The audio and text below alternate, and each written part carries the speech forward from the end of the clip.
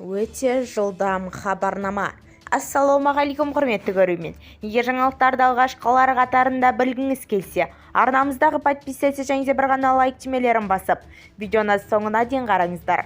Бұл мәселелердің алдын алу мақсатында бүгінгі ұрпақ зейнеткерлері үшін алдағы 5 жылда базалық зейнетақы мөлшерін көбейту және еңбек зейнетақысының көлемін есептеу керек.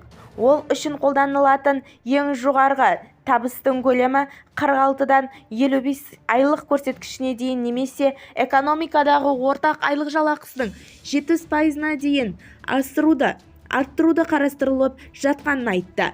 Бұл ағымдағы жылдың 1 қаңтарынан бастап жүзеге асырылады және 5 жылға жалғасады.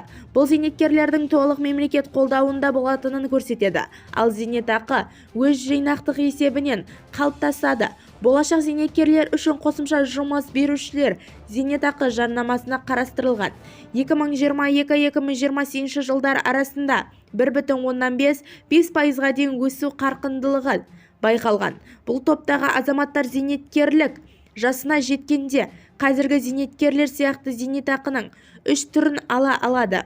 Себебі мемлекеттің есебінде базалық зейнетақы, жұмыс беруші есебінен шартты зейнетақы, өз жинақ қорын беретін зейнетақы, деді министр. Бізді тамашалауды жалғастырыңыз және де жаңалықтарда алғашқылар қатарында біле отырыңыздар.